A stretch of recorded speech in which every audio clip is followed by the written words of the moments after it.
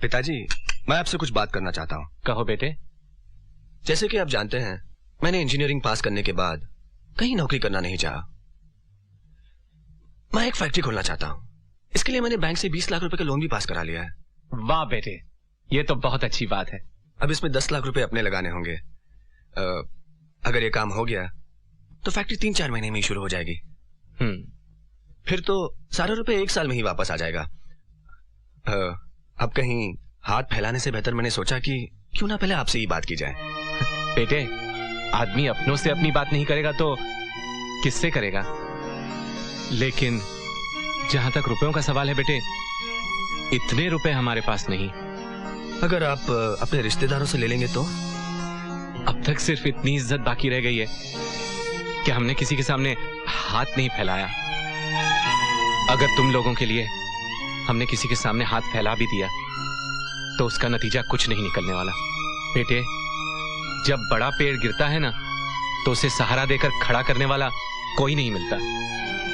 सारे लोग उसकी लकड़ियां काट काट के घर ले जाने की ताक में लगे रहते हैं। फिर आजकल के रिश्तेदार भी तो ऐसे ही है बेटे।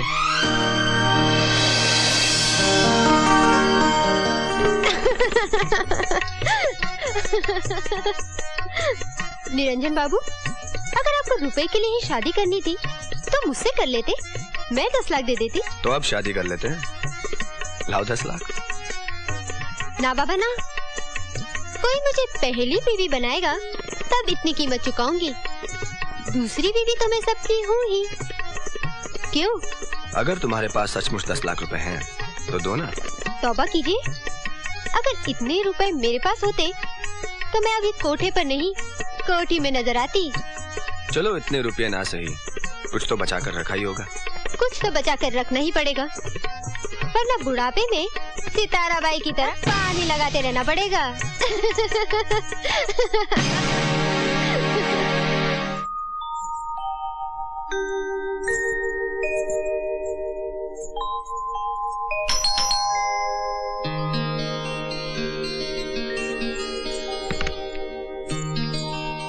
निरंजन बाबू का पैगाम है कि वो वापस अपने गांव चले गए।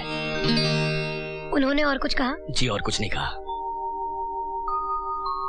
आप कौन है? आप मेरे बारे में ना ही जाने तो बेहतर है। आदाब।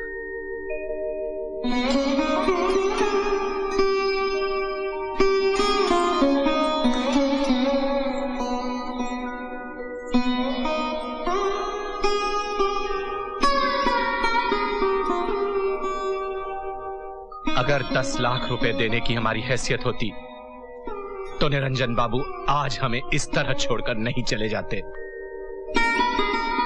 पिताजी, कल मैं वापस जाना चाहती हूँ। इस तरह नहीं जाते बेटी, वरना लोग ये भी कहेंगे कि बेटी हमें बोझ लगने लगी, इसलिए हमने उसे फौरन पीछे पीछे भेज दिया। लोगों का काम है शादी में शामिल होना, लेकिन रिश्तों को निभाने का काम हमारा होता है।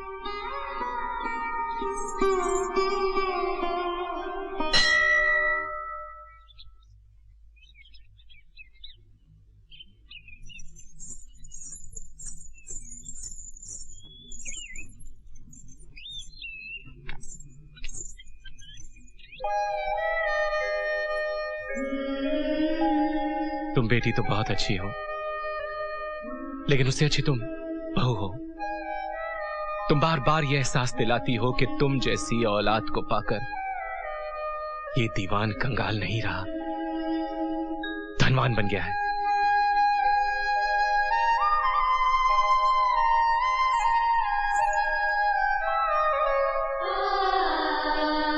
नेहा, पिताजी का ख्याल रखना।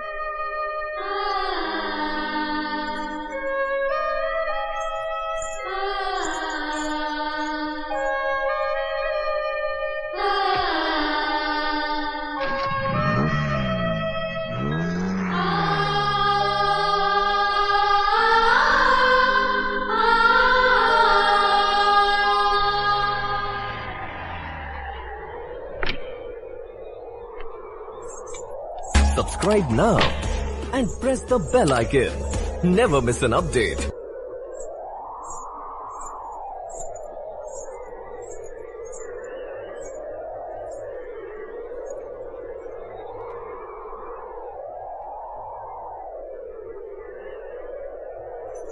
दीदी, आप ससुराल नहीं गई? कोई आएगा तभी तो जाऊंगी। मैं कोई ऐसे वैसे घर की नहीं कि खुद ही अपना सामान उठा के उठल्लू की तरह ससुराल चली जाऊं। इस तरह तो अगर ये जाना भी चाहेगी ना तो भी नहीं भेजूंगी। भाई हमारे घर कोई खाने पीने की कमी है क्या जो हमें ये बोझ लगेगी? क्यों भाभी, आपको कोई पहुंचाने भी नहीं आया? दीवान साहब ने जवान लड़की को अकेले ही भेज दिया। भाई खानदानी लोगों की बात ही निराली होती है।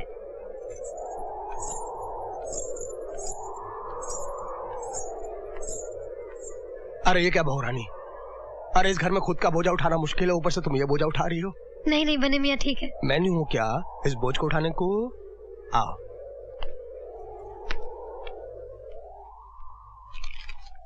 छोटे चौधरी, बहुरानी आई हैं।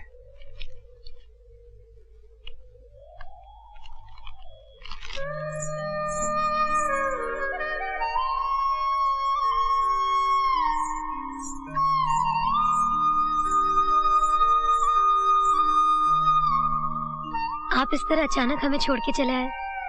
मैं तो बुरी तरह से घबरा गई थी, पता नहीं क्या हो गया। दीवान साहब से नहीं पूछा कि क्या हुआ? डैडी की जो हालत है वो उन्होंने आपको बता ही दी थी। वो कभी झूठ नहीं बोलते। मुझे क्या मालूम था कि वो अंदर से इतने खोखले हैं, वरना एक इंजीनियर को 10-15 लाख देने वाले बहुत मिल जाते हैं। लेकिन आप लोगों ने तो पहले दहेज की बात बिल्कुल नहीं की। सोचा था दीवान साहब है, बिन मांगे ही बहुत कुछ मिल जाएगा। वो अपना मकान गिरवी क्यों नहीं रखते थे?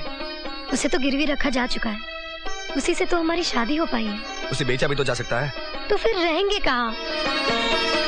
और अभी नेहा की शादी भी तो करानी है। सबको अपनी अपनी चिंता है तो रहे, मेरी भी जो समझ में आएगा मैं वही करूंगा। तो क्या रुपयों के अलावा जिंदगी का और कोई मकसद नहीं? नहीं, हम कम पैसों में भी अपनी जिंदगी खुशी खुशी बिता सकते हैं और वक्त आने पे हम अपना सपना भी पूरा कर सकते हैं। वक्त आता नहीं, लाया जाता है।